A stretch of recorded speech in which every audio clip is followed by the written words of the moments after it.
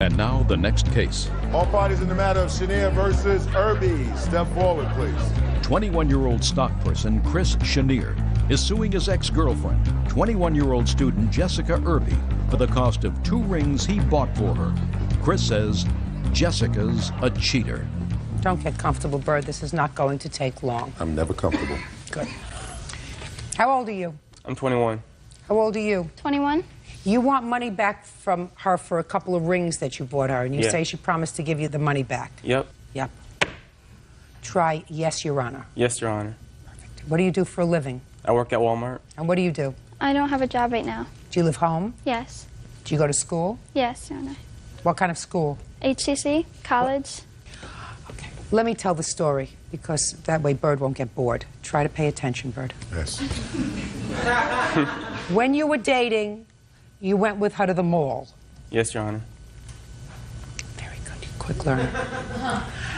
And according to you, she saw a ring that she liked. Yes, Your Honor. Because I read your papers very carefully. And she said, I really like that ring. Yes. And would you buy it for me? Yes. And you said, I'll only buy it for you if you really love me. Yes. That's what you said. Yes, Your Honor. And in what month was that, sir? April. And she said, I really love you. Yes, Your Honor. So you bought the ring. Yes, Your Honor. And then in June, she broke up with you. Well, July. Or July. Now, putting it all together, it is your claim that because she told you she loved you in April and broke up with you in July, she really lied. Yes. And therefore, she's not entitled to the ring. Yes. Now, Mr. Chenier, if she really loved you in April, Yes. she'd be entitled to the ring. It was a gift then. Is that correct? Well, it was more of a promissory ring. No. You just said that you said to her, I'll buy you the ring if you really love me. Yes. And she said, I really love you. And at the moment she did. Did you ever hear of Elizabeth Taylor? No. You never heard of Elizabeth Taylor? No, I haven't.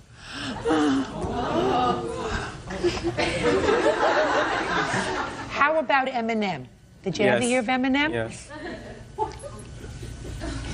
Did you ever hear of Costa Rica? I hear there are a lot of Americans in Costa Rica. Real cases, real people. Judge Judy. 21-year-old stock person Chris Chenier is suing his ex-girlfriend, 21-year-old student Jessica Irby, for the cost of 2 rings he bought for her. Mr. Chenier, you have to get over it, sir. She loved you in April. She didn't love you in July. You bought her the rings. She doesn't love you anymore. Put a period. Get over it. Goodbye. Have a happy life. Parties are excused. You may step out. Now I know never to trust Jessica anymore. I said I loved him, but I never once said I'd pay him for the ring back. She cheated on me before I bought her the ring and after I bought her the ring. I never cheated on him like he's trying to say I did. She used me. Feelings change, things happen. I'm just not going to be friends with her anymore. And now the next case. All parties in the matter of Cheek versus Bailey. Step forward, please. 19-year-old student Kevin Cheek is suing his ex-roommate, 21-year-old bank representative Blake Bailey, for the return of rent.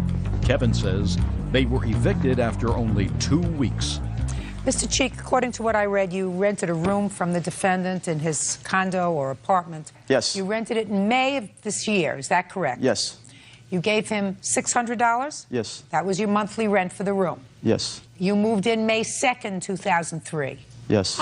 According to your complaint, something happened with the landlord of the whole place, not this young man. And they told everybody that they had to be out by the end of May. So you decided to leave May 19th. And you want him to give you all your money back. Yes. Why do you think you're entitled to any money back?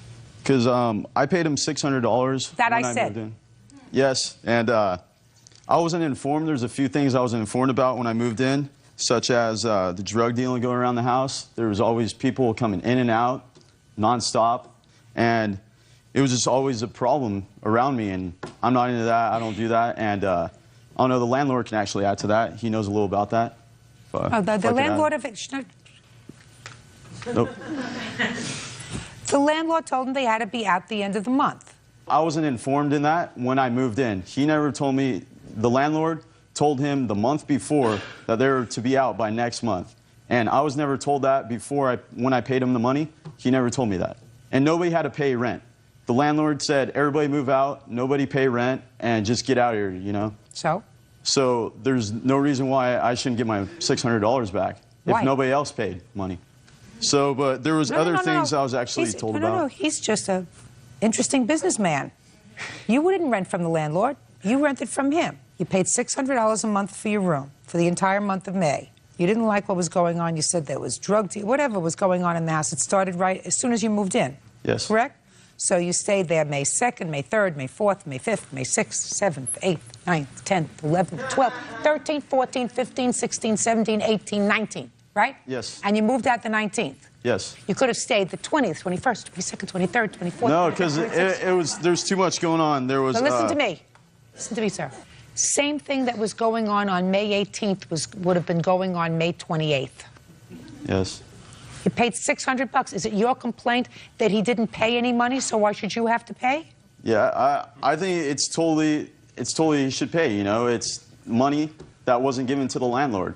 Landlord never you gave it to your landlord. That's your landlord. He's not your landlord. You never signed a lease with him. Did you, sir, just answer this question. Don't move.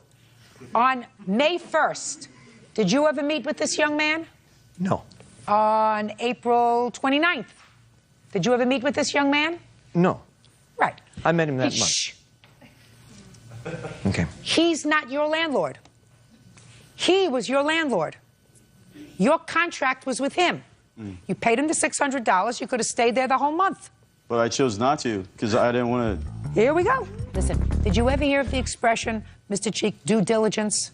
No, actually. Due diligence means when you enter into a contract, in this case it was a verbal contract for rent, you're supposed to look into the circumstances surrounding that contract. So you could have, if you wished, contacted the landlord. That's this gentleman sitting over here who's dying to talk to me, but I'm not going to let him. And said, listen, I just want to know if everything's okay with this place, whether these people are okay, how long their lease is, because I want to know if I'm going to move in, I want to be there more than a month, because you had a month-to-month tenancy with him if you didn't have a lease. And you didn't have a lease with him, did you? No. So it's month-to-month. So you could have gone to the landlord and gotten that information. You chose not to. You lived there for a month. The fact that you chose to leave on the 19th, that was your choice. Why should I pay that full month, though?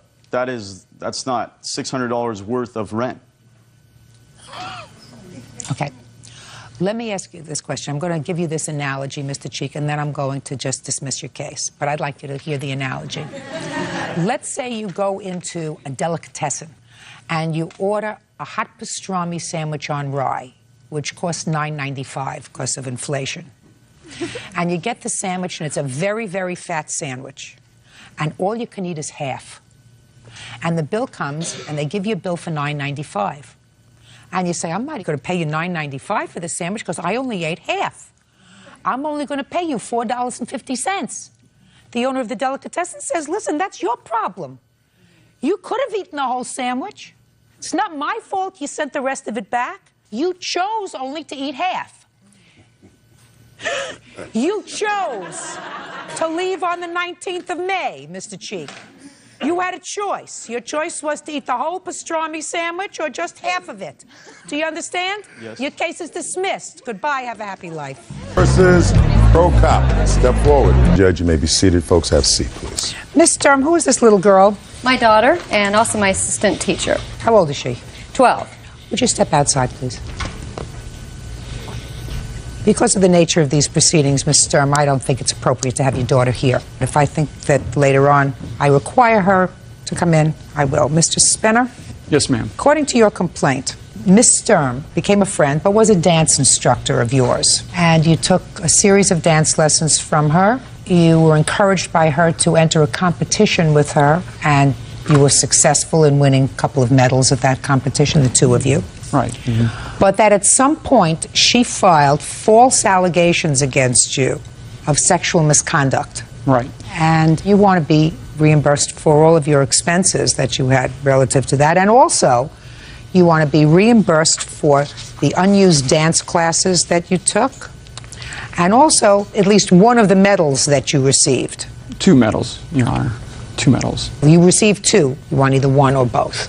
Ms. Sturm says that everything she said was true, that you did in fact make unwarranted and overt sexual movements towards her during the course of your dance and at other times, and whatever complaint she made about you was truthful and accurate, and therefore you're not entitled to recover. She also says that with regard to your dance lessons, the unused time, because you prepaid for a series of dance lessons, she told you that she had a no refund policy. Is that right? Yes. So that's her defense. So let me get some facts. How long have you known Miss Sturm? We've originally dated in 1997. I met her at a singles dance, and we had a relationship that lasted about a year. And it was a kind of a rocky relationship, and then I ended it, or she ended it. Okay. And then after that, we both went our separate ways.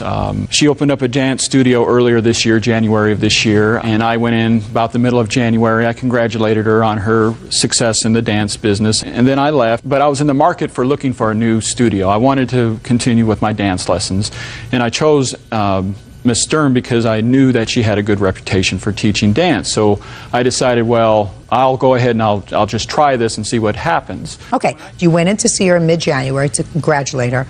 Then you decided you wanted to take dance lessons from her. When did you go back, or how did you contact her with regard to those dance lessons? I started taking dance lessons from her in late February. And what were the cost of these dance lessons? She charged, for a set of 10, she charged $400. And did you pay her the $400?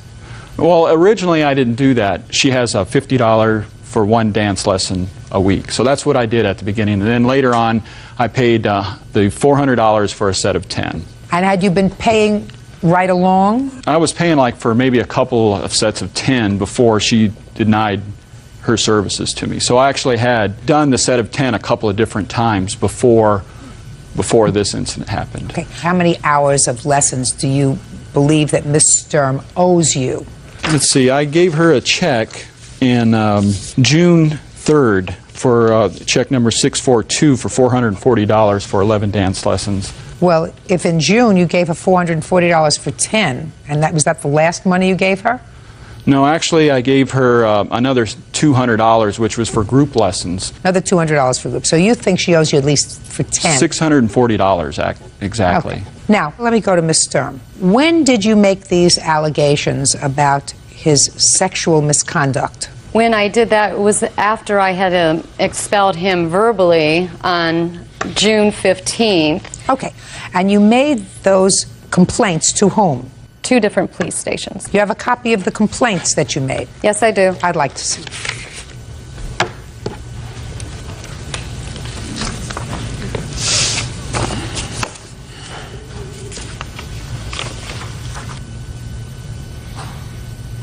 Miss Sturm, I have some questions for you, madam.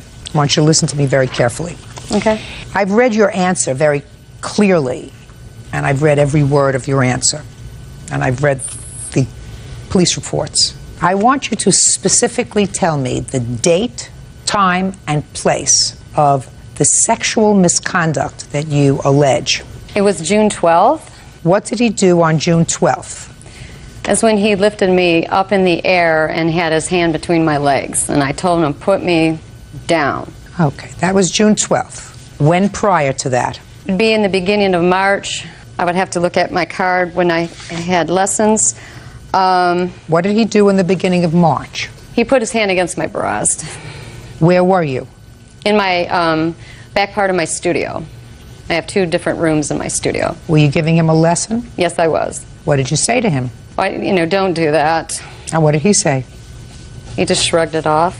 When was the next time? Towards the end of March also was the incident when he first grabbed me and tried to kiss me. Where was this? In the second part of the studio, the back room, once again. It was just him and me in that room.